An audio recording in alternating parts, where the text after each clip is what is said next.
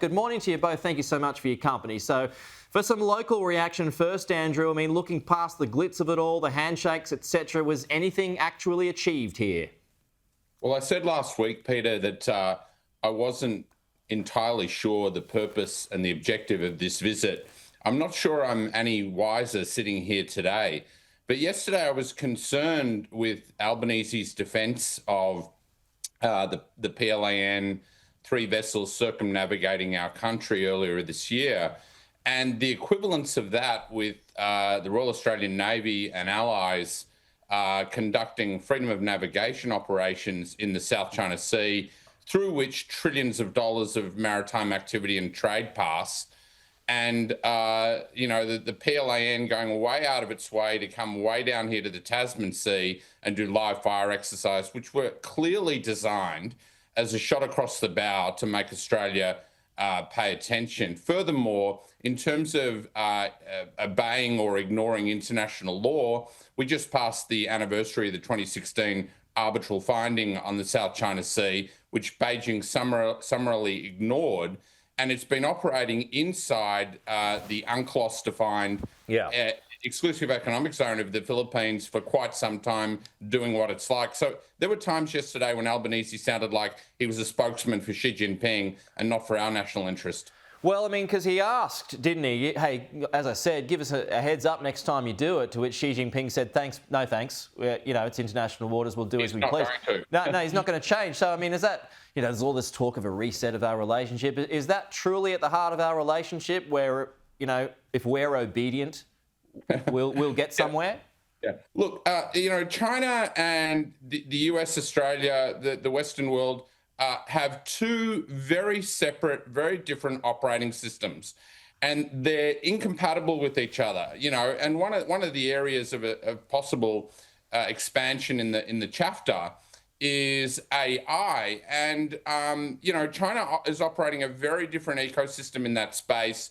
If you're driving a Tesla, you're operating in a different software operating system compared to, say, driving in a Zika, which is about to launch in Australia. And the US and China are going to be competing for data, and huge amounts of data, and how that can be used, how that can be weaponized. And furthermore, I would add that it makes no sense for Australia to be cooperating with China on AI, as some scribes here have suggested, when it's a complete surveillance and censorship state. Yeah. Let's go to you, Isaac. Good to see you, by the way. Thanks for your time this morning. So, I mean, no doubt the White House would be curious about the goings-on in Beijing at the moment. What do you think is the US view of this meeting, if anything? I think the United States understands that countries the world over are trying to balance between China and the US, but I don't think the White House loves that, and certainly I don't love that. And I think there's a lot of frustration with countries around the world that have as their most important security partner the United States and their most important economic partner, China.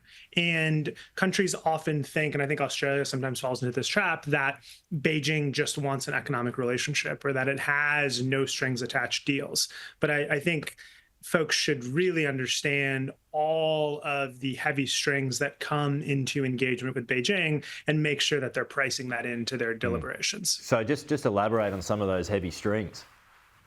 Some of it is on Taiwan and on the United States doesn't recognize Taiwan as a country, but it supports Taiwan a lot more than most other countries do. And Beijing leans on countries like Australia to move further away from Taiwan. It's supporting Chinese dissidents. It's advocating for free speech in China. It's complaining about unfair trade practices. All of these things can put a country in the doghouse. Yeah, which we've been in the past. I mean, back to you, Andrew. The Premier, and this was an aside last night, this came after the meeting with the President, he wants better access now for Chinese businesses here.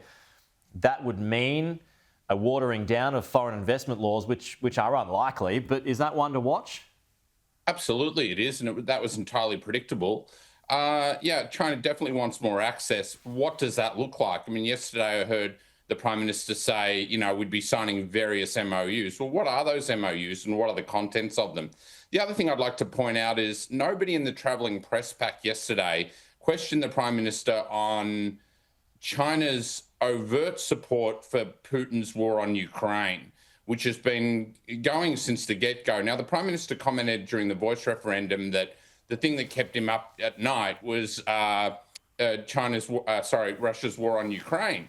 Well, why wasn't this discussed? And furthermore, China's also been a backer of Iran and its proxies in the Middle East. So, the media pack that were traveling with the PM, I don't think there's one member of that media pack that has a China background, an Asia background, has done commerce in the region.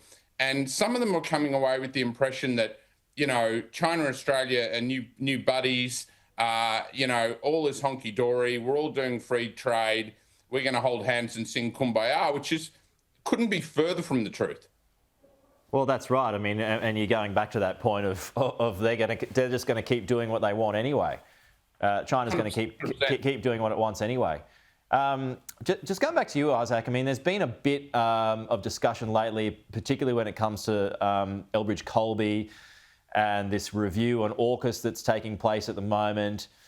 What's your thoughts on his position in the region and where we are in his thoughts, where you think Australia ranks in his thoughts, the importance of us, I suppose, when he's being quite heavy-handed, it seems? I think if Australia wants to show, this administration wants to show folks like Bridge Colby the importance of it in the region, putting on tougher policies that restrict negative and inimical behaviors from the CCP is really a way to go. And I think it gets back to that point on balancing. Countries cannot have their cake and eat it too. You can't trade so much with China and then outsource security to the United States and expect that to be the way things go. I think Bridge is pushing more for a focus on China as a national security threat. And I think there's real questions in the United States about what countries in the region are willing to do in the case that the Cold War between the United States and China turns hot. Okay. Just a final point here, back to the Prime Minister, Andrew. I mean, was he kind of caught between a rock and a hard place yesterday? When he's taking questions, he's a guest of China's, he's there in Beijing. Can't be too critical, I suppose. But has he ever really been that critical is another point. No, he hasn't. He's signed up for that. Look, I think Australia's got there's a couple of positives, but we've got a pretty long track record, and this applies to both sides of politics, of not understanding China sufficiently and making some pretty big strategic errors. And the Port of Darwin's one of them. I think signing off John Holland to a Chinese state-owned construction company is another one of them. Even if you go back to on Albanese's previous trip to China, he went to the Temple of Heaven, walking in the footsteps of Gough Whitlam. And Gough Whitlam opened the conversation back in 1970, visiting the ailing Chairman Mao, who, the brilliant historian Sarah Payne described as putting Humpty Dumpty back together again at the end of the Civil War. But in terms of governance, we had the Great Leap Forward, which is a catastrophe and led to a mass famine, followed by 10 years of absolute chaos with the Cultural Revolution, which was all about Chairman Mao saving his own hide. And Gough Whitlam went to visit a guy who at the time was responsible for the deaths of 50 million civilians in China.